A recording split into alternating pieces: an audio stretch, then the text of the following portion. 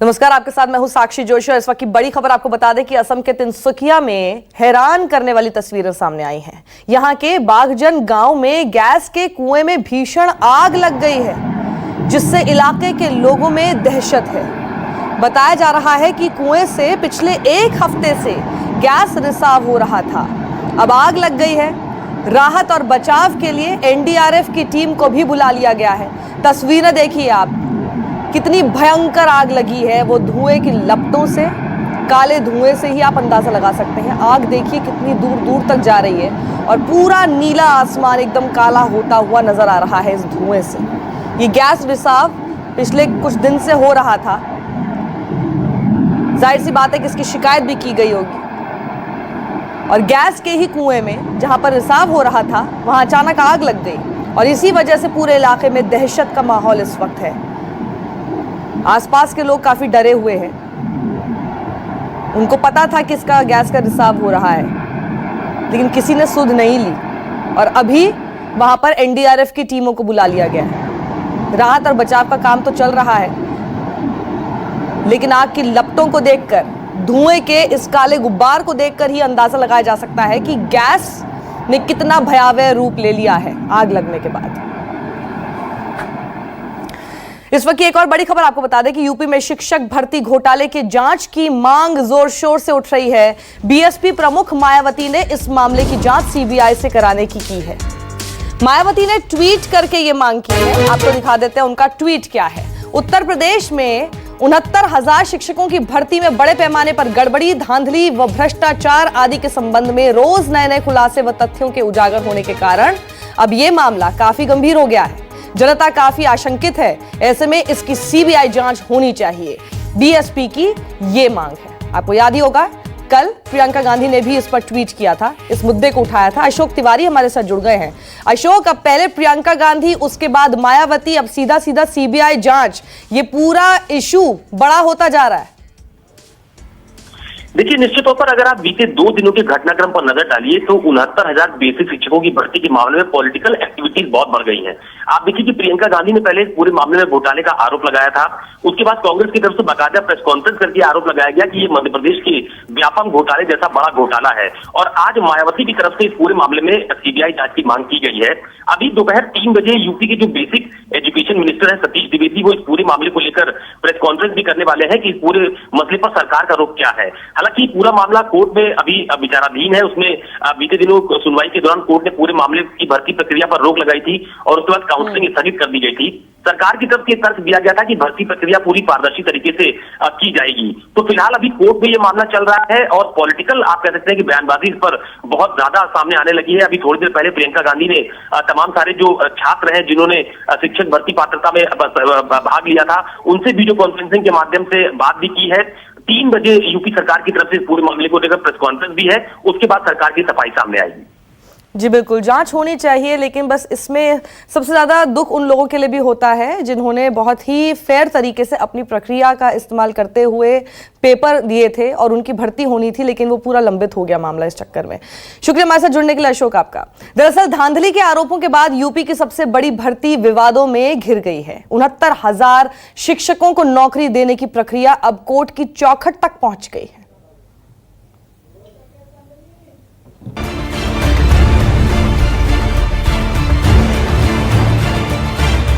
Corona काल में देश की सबसे बड़ी भर्ती करने की तैयारी कर रही यूपी सरकार कटघरे में है। पिछले दिनों 69,000 सहायक शिक्षक भर्ती परीक्षा के उम्मीदवारों की लिस्ट जारी हुई, लेकिन इसके जारी होते ही विवाद शुरू हो गया। प्रदेश के प्राथमिक स्कूलों में 69,000 सहायक शिक्षकों की भर्ती प्रक्रिया फिर अटक गई है। भर्ती रिजल्ट आने के बाद काउंसलिंग शुरू होते ही इलाहाबाद हाईकोर्ट की लखनऊ बेंच ने भर्ती प्रक्रिया पर रोक लगा दी। वजह ये बताई गई कि प्रश्न पत्र में आए कुछ सवालों को लेकर दर्जनों उम्मीदवार कोर्ट चले गए, जिसको देखने के बाद हाईकोर्ट की एकल पीठ ने भर्ती प्रक्रिया पर अगले आदेश तक रोक लगा दी। दरअसल शिक्षक भर्ती प्रक्रिया के इस मामले ने तूल उस वक्त पकड़ा जब 8 मई 2020 को इस भर्ती प्रक्रिया को लेकर जारी की गई आंसर शीट में कुछ सवालों के जवाब पर आपत्ति जताई गई। अलग अलग याचिकाओं में कुल 13 सवालों पर आपत्ति जताई गई है। इस आपत्ति को लेकर जब अभ्यर्थी संबंधित अधिकारियों से मिले और वो अधिकारियों के जवाब से संतुष्ट नहीं हुए, उसके बाद छात्रों ने कोर्ट में याचिका दायर की। हाईकोर्ट में सैकड़ों उम्मीदवारों ने कुल 31 याचिकाएं दायर की हैं, जिस पर अदालत ने आदेश पारित करते हुए 12 जुलाई को अगली सुनवाई की तारीख तय की थी। हालांकि सरकार ने कोर्ट के इस निर्णय के खिलाफ डबल बेंच में चुनौती दी, जिस पर कल अभ्यर्थियों से जवाब दाखिल करने को कहा गया है। हम ये उम्मीद करते हैं कि जल्द से जल्दी पूरी हो जाए भर्ती, इस टेस्ट के ऊपर से हट जाए, क्योंकि हम बहुत परेशान हैं 1.5 साल से। हाईकोर्ट के आदेश के अनुसार भर्ती रोक दी गई। अब हम लोग डबल बेंच में आज सुनवाई थी, उसके इंतज़ार में है कि अगर सरकार स्टे हटवाती है तो हम लोग को नियुक्ति मिलेगी। हम लोग इसी के इंतज़ार में बैठे हुए हैं। ये वैकेंसी अभी उत्तर माला विवाद को लेकर स्थगित कर दी गई है, जिससे हम लोग बहुत मानसिक प्रताड़ित हैं और हम सरकार से निवेदन करना चाहेंगे कि जल्दी से जल्दी ये वैकेंसी तय मानक पे पूर्ण करें और हम लोग को नियुक्ति प्रदान करें। अब हम आपको बताते हैं कि दरअसल ये विवाद क्या है। कुछ छात्रों ने शिक्षक भर्ती परीक्षा में आए 12 सवालों के जवाब पर आपत्ति दर्ज कराई थी, जिसके बाद यूपी सरकार यूजीसी से इन सवालों की फिर से जांच कराने का भरोसा दे चुकी है। फिलहाल इन सवालों की जांच पूरी नहीं हुई है और इन पदों की भर्ती के लिए काउंसलिंग शुरू कर दी गई। यूपी सरकार चाहती है कि भर्ती की प्रक्रिया न रोकी जाए। अब सरकार के इस फैसले से सवाल ये उठता है कि 12 विवादित सवालों के नतीजे आने के बाद जब मेरिट लिस्ट में बदलाव होगा तो उसकी जिम्मेदारी किसकी होगी? अगर अभी भर्ती की प्रक्रिया जारी रही तो जिन्हें अभी नौकरी मिलेगी, क्या उन्हें बाद में बाहर का रास्ता दिखा दिया जाएगा? इस बीच शिक्षकों की भर्ती पर सियासत भी गर्म हो गई। कांग्रेस महासचिव प्रियंका गांधी ने आरोप लगाया कि यूपी सरकार की अव्यवस्था के चलते 69,000 शिक्षकों की भर्ती कोर्ट में अटक गई। पढ़ लिख कर परीक्षा देते हैं और सरकार, उत्तर प्रदेश की योगी सरकार उन बच्चों की मेहनत का गला घोट रही है। सरकार चाहती क्या है? हमारे नौजवानों के भविष्य के साथ खिलवाड़ क्यों करना चाहती है? ये कांग्रेस पार्टी का बड़ा सवाल है। तो पारदर्शिता की बात करने वाली, ट्रांसपेरेंसी की बात करने वाली, भ्रष्टाचार पर जीरो टॉलरेंस की बात करने वाली बीजेपी और योगी सरकार पूरी तरह एक के बाद एक भ्रष्टाचार के दलदल में फंसती जा रही है। ये सच है कि सरकार नियुक्तियां पूरी करने में बहुत तेजी दिखा रही थी। सरकार का मानना था कि इस कोरोना काल में जल्द नियुक्तियां होने पर कई उम्मीदवारों को बहुत राहत मिलेगी। 2 जून को ही सहायक शिक्षकों के 69,000 पदों के लिए चयनित उम्मीदवारों की अंतरिम मेरिट लिस्ट जारी कर दी गई थी। चयनित उम्मीदवारों को जिला भी आवंटित कर दिया गया है, लेकिन बड़ा सवाल ये है कि क्या सही उम्मीदवारों का चयन किया गया है? दरअसल अब तक की मिली जानकारी के मुताबिक प्रदेश में 69,000 बेसिक शिक्षकों की भर्ती प्रक्रिया पर बीती 3 जून को कोर्ट की तरफ से रोक लगाई गई थी। कोर्ट की तरफ से यह भी कहा गया था कि जिन प्रश्नों को लेकर आपत्ति जताई गई है उनकी केंद्रीय अनुदान आयोग से पड़ताल किए जाने की जरूरत है। हालांकि कोर्ट के उसी फैसले के खिलाफ योगी सरकार ने विशेष याचिका दायर की है। सरकार की तरफ से यह भी पक्ष रखा गया है कि सरकार इस भर्ती प्रक्रिया को पूरी पारदर्शी तरीके से करना चाहती है, साथ ही किसी भी छात्र के साथ अन्याय नहीं होने दिया जाएगा। कुल मिलाकर अब कोर्ट के सामने याचिका दायर करने वाले छात्रों को भी अपना पक्ष रखना होगा, जिसके बाद भर्ती प्रक्रिया पर तस्वीर और साफ हो पाएगी। कैमरा पर्सन सचिन सैनी के साथ अशोक तिवारी, लखनऊ, न्यूज़ 24। कोरोना संकट पर दिल्ली के डिप्टी सीएम मनीष सिसोदिया ने बड़ा बयान दिया है। उन्होंने कहा कि 15 जून तक दिल्ली में 44,000 कोरोना के केस सामने आएंगे और 30 जून तक 1 लाख केस हो जाएंगे। उन्होंने कहा कि 31 जुलाई तक कोरोना के 5.5 लाख कोरोना केस होंगे दिल्ली में, जिसके लिए 80,000 बेड की जरूरत होगी।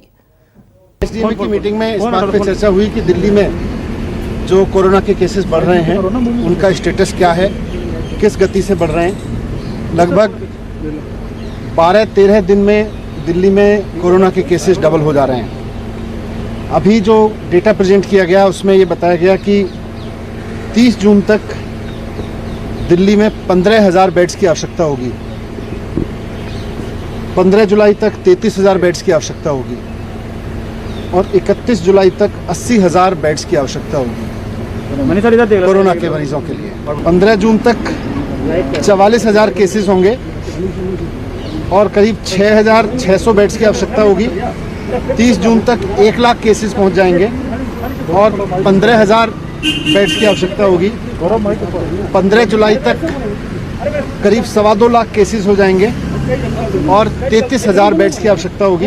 31 जुलाई तक करीब 5.5 लाख केस पहुंच जाएंगे दिल्ली में और उसके लिए करीब 80,000 बेड्स की आवश्यकता होगी।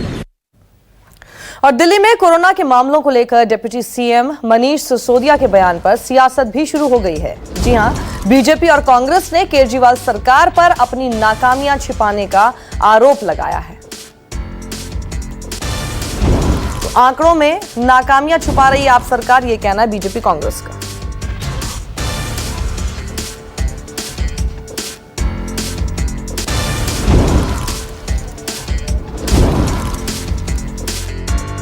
उनसे ये पूछना चाहते हैं, वो ये तो बताएं कितने बाहर के लोग हैं। आप ये बताइए, दिल्ली में जितने केसेस हैं, जितने पड़ोसी राज्य हैं दिल्ली के, चाहे उत्तर प्रदेश हो, राजस्थान हो, हरियाणा हो, हिमाचल हो या पंजाब हो, कुल मिलाकर जितने केस हैं उससे ज़्यादा दिल्ली में है।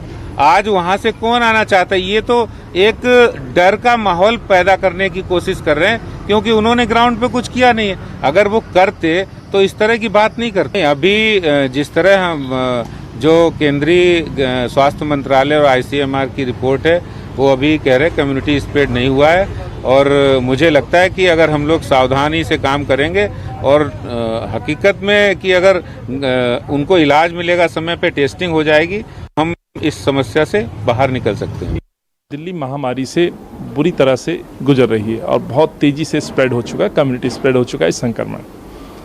तो यहाँ जहाँ ध्यान होना चाहिए लोगों को सुविधा मुहैया कराने को लेकर के, वहाँ पे इस तरह के आरोप प्रत्यारोप मुझे लगता है अपनी जिम्मेवारियों से दोनों ही लोग पल्ला झाड़ना चाह रहे हैं। लगातार केजरीवाल साहब को हम सजेस्ट करते रहे, सुझाव देते रहे। केजरीवाल साहब ने समय पर कदम नहीं उठाए, बल्कि उनके बयानों में विरोधाभास लगातार रहा। 30,000 बेड्स को वो क्लेम करते थे कि हमारे पास व्यवस्थाएं हैं, प्रतिदिन 1000 पेशेंट आएंगे तो हम उनके लिए तैयार हैं। लेकिन अफसोस, जब ये परिस्थितियां बनी हैं तो उन्होंने पूरी तरह से अपनी जिम्मेवारियों से पल्ला झाड़ लिया। चलिए बढ़ते हैं आगे। जम्मू कश्मीर के अनंतनाग में सरपंच की हत्या पर सियासत तेज हो गई है। हत्या से नाराज कश्मीरी पंडितों ने प्रदर्शन किया और पाकिस्तान के प्रधानमंत्री इमरान खान के पुतले को फूंका। आपको बता दें कि सुरक्षा बलों की चोट से बौखलाए आतंकियों ने अनंतनाग में एक सरपंच की हत्या कर दी। अजय पंडित लारकीपुरा इलाके के सरपंच और कांग्रेस के सदस्य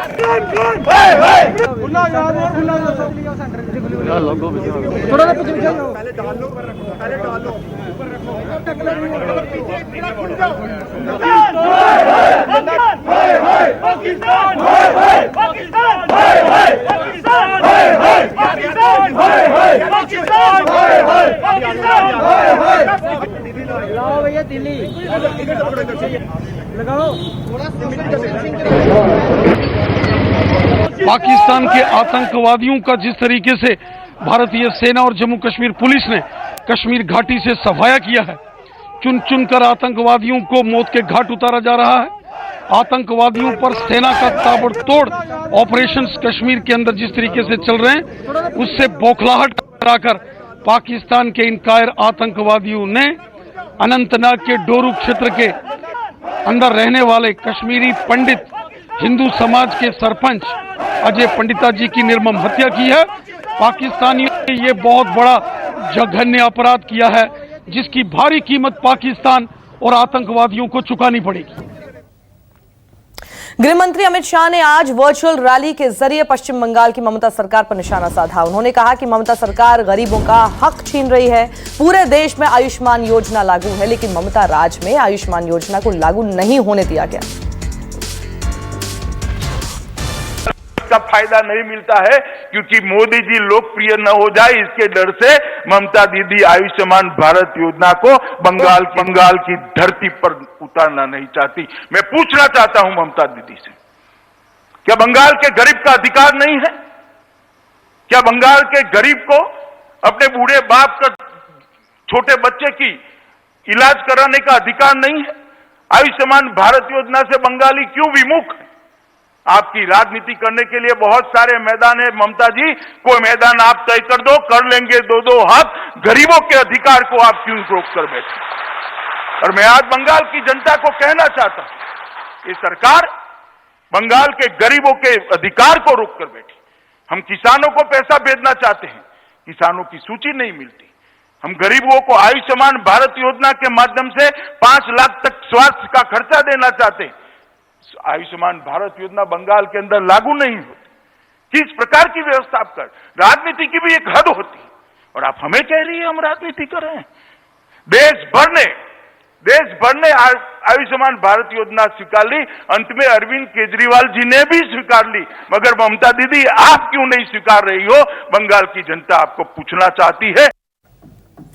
अमित शाह ने कहा कि पश्चिम बंगाल में राजनीतिक हत्या का कारोबार चल रहा है। अब हम पश्चिम बंगाल को संस्कारी बनाने की कोशिश कर रहे हैं।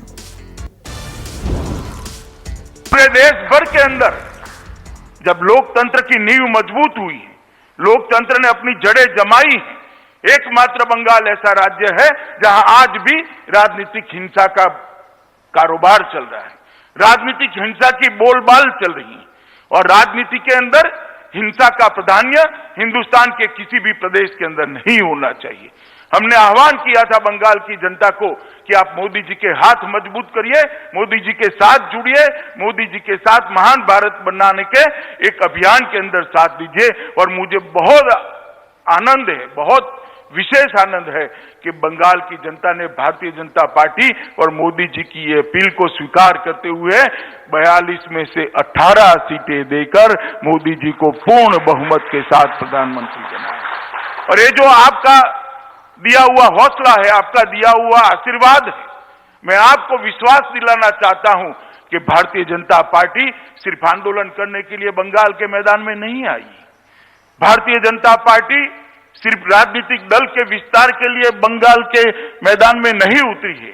भारतीय जनता पार्टी बंगाल के अंदर हमारे संगठन की नींव मजबूत करना तो चाहती ही है, परंतु भारतीय जनता पार्टी फिर से संस्कारित बंगाल बनाना चाहती है, हमारा सोनार बांग्ला फिर से बनाना चाहती है और हम एक मजबूती के साथ बंगाल की जनता के साथ खड़े हैं। विभाजन के बाद करोड़ों लोग पड़ोसी देश से आए, शरणार्थी आए, 70 साल से वो वैसे ही रहते रहे, कोई कानूनी अधिकार नहीं, कोई पहचान नहीं, अपने ही देश में वो निराश्रित बनकर रहे।